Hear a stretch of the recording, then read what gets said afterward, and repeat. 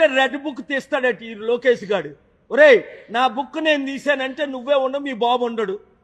నా పవర్లు నేను వాడానంటే మీ బాబుని కనుక్కో. నువ్వు తీసే బుక్ ఏంటి? నువ్వు ఎంతమంది మీద దాడులు చేస్తున్నావు? నిన్ను జైల్లో పెట్టి తీరుతా. నీ బాబు జైలుకి వెళ్తాడని చెప్పా. ఏం వాగుతున్నావు? ఒళ్ళు దగ్గర పెట్టుకో. ఇంకొక వైసీపీ నాయకుడు, ఏ రాజకీయ నాయకుడినైనా నువ్వు టచ్ చేసావా, మీ బాబుని జైల్లో పెడతా, నిన్ను జీరో చేస్తా.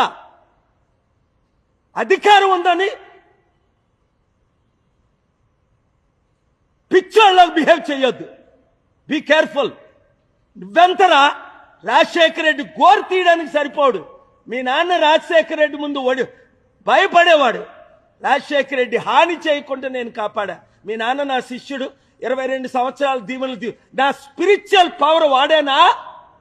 వాడు ట్రంప్ అయినా దిక్కులేదు, బైడెన్ అయినా దిక్కులేదు, మోదీ అయినా దిక్కులేదు. జగన్మోహన్ రెడ్డి ఎప్పుడు నా మీద కేసులు పెట్టలా. జగన్మోహన్ రెడ్డి నన్ను కలిసి ఉంటే బాగున్ను, కలవలా. ఇప్పటికైనా ఆయన నేను పిలిస్తే వెళ్తాను. ఆయన్ని నేను పిలుస్తున్నాను.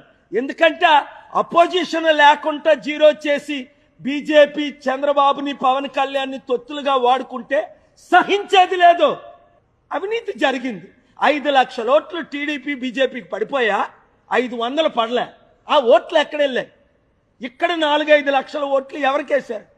బొత్సకు పడలేదు, ఝాన్సీకి. క్లియర్గా 3 లక్షలు రావాల్సిన వాడికి 9-10 లక్షలకు వచ్చాయి. మోదీయే 1,500,000తో ఓడిపోతే కళ్ళకు కనబడుతున్నాయి, చెవులకి.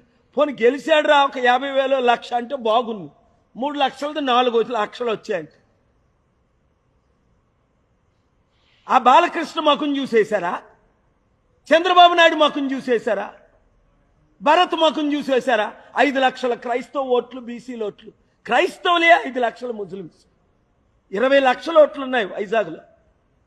నేను వెళ్ళిపోతాను, నన్ను పంపేద్దాం, నన్ను రెచ్చగొట్టారు, తేల్చుకుంటాం ప్రతి ఒక్కడితోని. ఈ రాష్ట్రం, ఈ దేశాన్ని రక్షించేదాకా నేను పోరాడతా. చిత్తశుద్ధున్న నాయకులందరూ నాతో కలవండి. అంబేద్కర్ ఆశయాలు నెరవేర్దాం. ఈ ప్యాకేజ్ స్టార్లైన ఈ పవన్ కళ్యాణ్ని, ఈ చిరంజీవిని, వీళ్ళందరినీ మర్చిపోదాం. ఈ శర్మిలాని మర్చిపోయి ప్రజాస్వామ్యాన్ని కాపాడదాం, ప్రజల్ని గెలిపిద్దాం. జగన్మోహన్ రెడ్డికి బీజేపీ వైసీపీ ఎంపీ అయిన ఆర్ కృష్ణయ్య రాజీనామా చేయించక ముందే నేను చెప్పాను, ఆర్ కృష్ణయ్యని బీజేపీ తొత్తుగా వాడుకుంటారు అని. జగన్మోహన్ రెడ్డి రూపాయి తీసుకోకుండా ఆర్ కృష్ణయ్యకి 500 కోట్లు విలువైన ఎంపీ రాజ్యసభ సీట్ ఇస్తే అప్పుడు జగన్ను ప్రశంసించాడు. ఇప్పుడు బీజేపీ దగ్గర 1,500 కోట్లు డీల్కి ఇప్పుడు తెలంగాణ, ఆంధ్రప్రదేశ్ రాష్ట్రంలో ప్యాకేజ్ స్టార్లైన శర్మిల, పవన్ కళ్యాణ్ లాగే చిన్నోడు ఒకడు కొత్తోడు వచ్చాడు. ఆడి పేరు తీర్మాన్ మల్లన్న. వాడి మీద అనేక రౌడీ షీటర్ కేసులు ఉన్నాయి. నేను బీసీని అని ఆర్ కృష్ణయ్యతో బీసీలందరినీ 80 కోట్లు ఖర్చు పెట్టి నిన్న మీటింగ్ పెట్టి మన బడుగు బలహీన వర్గాల్ని మోసం చేస్తున్నాడు.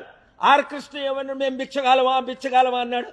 చంద్రబాబుతో భిక్షం అడిగాడు, కేసీఆర్ని భిక్షం అడిగాడు, వైసీపీని భిక్షం అడిగాడు, ఇప్పుడు బీజేపీని భిక్షం అడిగి బీసీలని తాకట్టు పెట్టేశాడు.